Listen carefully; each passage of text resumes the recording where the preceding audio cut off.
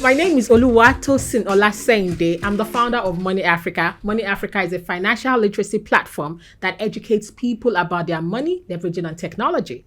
Today, we are bringing you our premiere episode of Money Africa's podcast, and I have here with me a very, very important and special guest.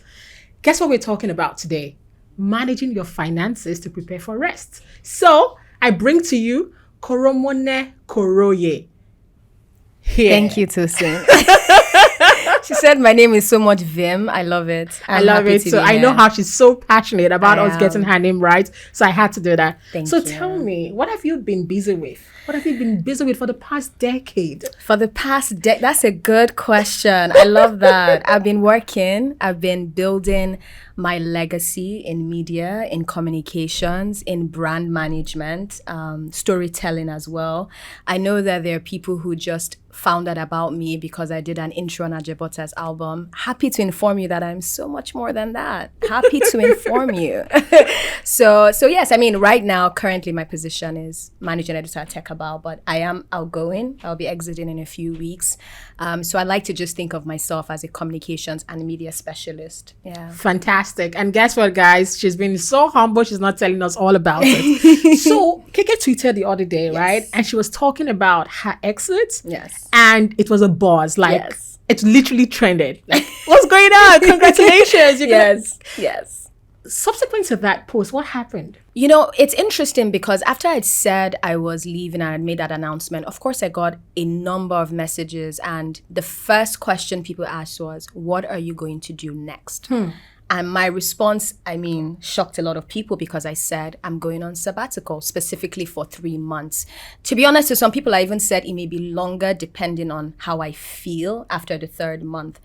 And then the question that followed was, how will you survive without a job for 3 months? Wow. Yes. Wow. That boggled me. Wow. Just a little bit. I was a little confused, you Wow. know. And it wasn't, unprofessionals that were asked, professional people, entrepreneurs, founders, CEOs. I was surprised because I thought before you took this leap of faith to start your business, I bet you had to quit your job or you had to reduce your hours or something. But there was a period where you weren't earning a salary. How did you survive? How did you survive? How did that make you feel? You know, I felt a mix. I felt bad first because I was like, is it that people don't rate me or they don't think that I'm an adult woman with a savings?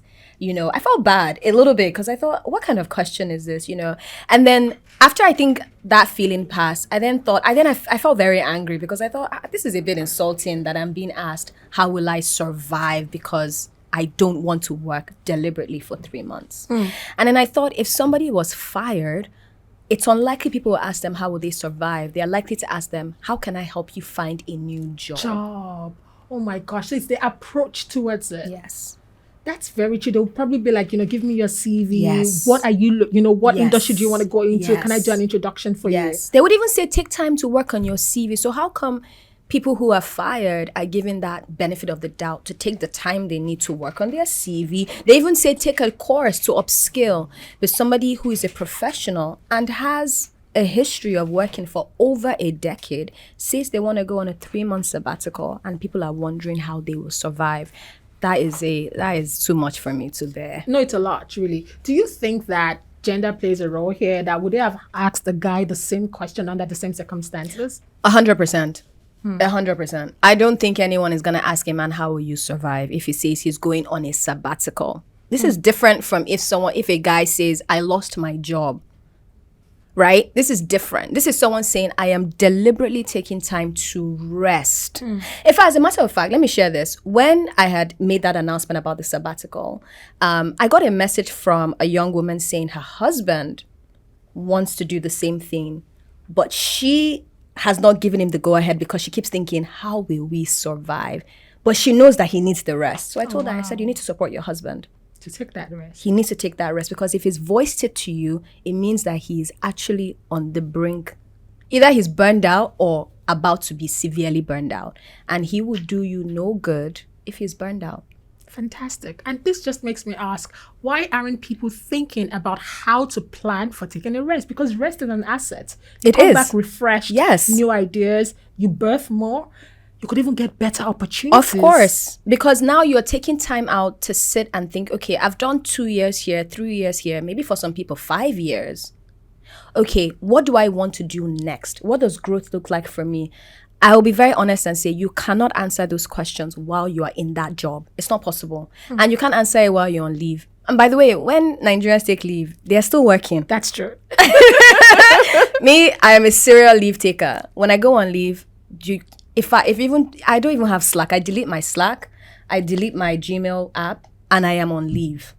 If I get messages, Keke, can you? I cannot respectfully do that. I am on leave.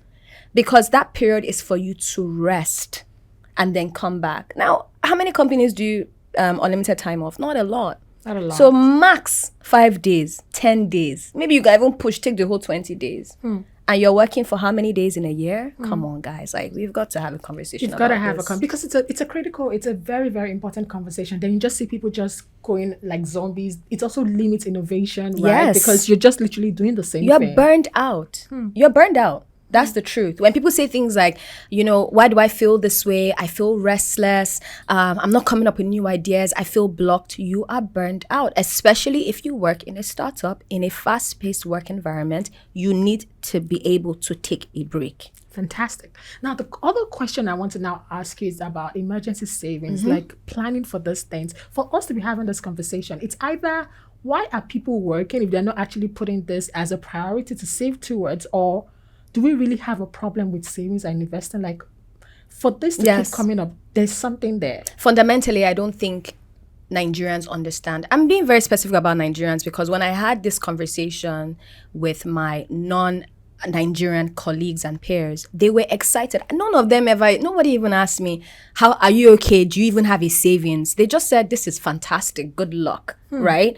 But I think fundamentally, Nigerians don't understand why they are saving money. Why are you saving money? Why are you putting money aside? If you can even save a part of your income, because there's that wahala of people earning money, paying bills, and having nothing else to save. So if you even have the ability to save 10%, 5%, 30% of your income, where is it going to? What are you saving for? A rainy day. What's that rainy day? Because a rainy day can be a sabbatical. That's true.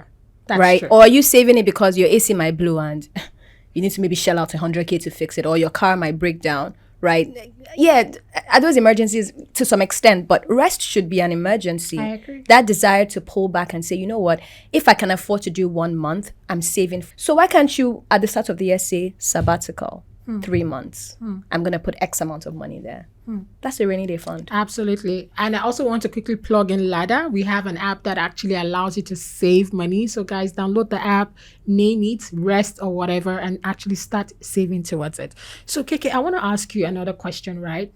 How do we then change this mindset? Because it's actually a mindset problem. Yes, it is. How do we dip into it and actually look for proper solutions? I think it's a two-way street. First of all, employees need to know they're entitled to rest. When I took my first sabbatical last year, and I traveled and I made a video that went semi-viral about going on leave, and a lot of the responses were, I don't have enough money to travel. Going on leave is for rich people. That is a mindset issue, because to go on leave does not mean you have to even step out of your house. To go on leave is to take a break and rest for a period of time. So first of all, employees need to understand that they should go on leave. Request your leave days. Then on the other side, employers need to create sabbatical policies. They do. We are in 2023, please. Actually, I'm going to confess, as an employer, we do not have one. And fix it, Jesus. We'll fix it. Fix it, Lord. So it's actually very important. It and is also a good way to retain your top talent as well. 100%. If you are denying, because I have people, grown-ups, who can't even ask for leave. They're like, before I type this email, I have to pray to another human being. You can't type. You don't even need to ask. When I send my leave emails, in fact, at the start of the year, I say these are my Q1 and Q2 leave dates, and I give it to them. And then I even put in brackets 5 working days so that they have all the information they need. I don't request. I say this is when I'm going on leave, and then I plan everything around that, right? So employers and employees need to be able to have this balance. Employers need to allow people to go on breaks, right? You hear about American companies where they have managers assigned to go around asking people, when did you take your leave? Oh, wow. You've been working? Yeah. You've been working for X amount. One of my friends who works at AWS says it like, they tell him, like, you've been working for 3 months. You've not taken a break. We've not seen your logged in break. Please go and leave. Wow. Yeah. Where is that happening here? There's that happening here. So we need to start. So now you're looking at the employees and you're also looking at the employers. Employers, We need to change how we approach it. We need to start seeing it as a critical asset. Yes. At the end of the day, we're our biggest investments, right? 100%. So if that investment is depleted, then it wouldn't, give you your best. My favorite analogy is your laptop. If you keep your laptop on for 3 months, it's going to start slowing down. Like you never shut it down. That's a computer. That's hardware and software, but primarily hardware. Yeah. Now you're a human being, right? With like a full body that needs to function every single day. Not just for work, by the way, because you don't exist to just work, but to even do your day-to-day tasks. Now you're not resting. And people start to complain about, I have this weird headache. Sir, ma'am, you need a break. It's not a weird headache. It's your body telling you you've gone too far, right? High blood pressure. That is from stress. That's from not taking effective breaks. That's the truth.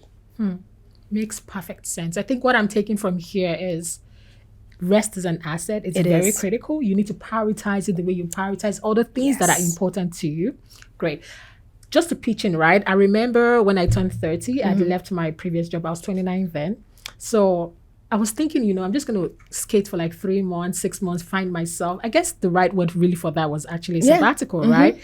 And it was in that process that I'd always done Money Africa as a hobby. But it was at that process that I knew that let's go ham on this and let's, structure it and treat it like a proper company. That rest, that peace of mind. And what enabled me to do that was what? Savings. I literally had at least 6 months worth of my expenses covered that was able to make me do that. Exactly. So like you rightly said in the beginning, for some, it might just be 1 month they have. For some, it might just be 2 months, but you have to plan towards it. You do. You have to plan it. Like I wouldn't tell anyone to just go on a sabbatical because it's very different from leave, right? And by the way, there are some companies like, I gave an example before we came on air about my college professor who she went on a paid sabbatical. The university actually, it's in their policy that a professor is allowed to request for a paid sabbatical for a period of time. Now, if they want to do more, then it's unpaid. But the university understands that this person is valuable to us, right? So we need them to come back, right? So if we now say, no, go on a sabbatical and it's not paid, they will find a new job. Especially if they're highly skilled. Like, unfortunately, we're not there yet. And I'm hoping that a lot more founders catch on and start to implement these policies, right? So if it's not leave where it's paid, this is a sabbatical where it's unlikely to be paid. So once you know that, look, I'm burned out and I know that at some point this year, I need to take a month or 2 months off, start to save, put money aside. Put a little bit aside into that wallet, into that purse, knowing that, okay, what do I need to be covered while I am on this sabbatical? And believe it or not, your 2 months, your 3 months are going to go by like this. Makes perfect sense. I've learned so much. Yeah. As an employer and also thinking about employee as well. Yes. And this has been really, really insightful. Yes. So I think I just want to ask like final words, like what would be your final words to people watching this, hoping to go on that sabbatical, hoping to be able to build that courage, that confidence, to pour back into themselves and things like that?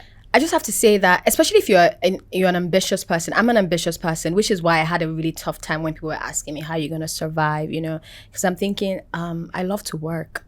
I'm not going on a break because I hate working. It's because I love to work. And ambitious people need to know when to slow down and stop. Or pause, right? So if you're an ambitious person who's been working for a while, like you've been working 5, 6, 8 years without a break, you need a sabbatical.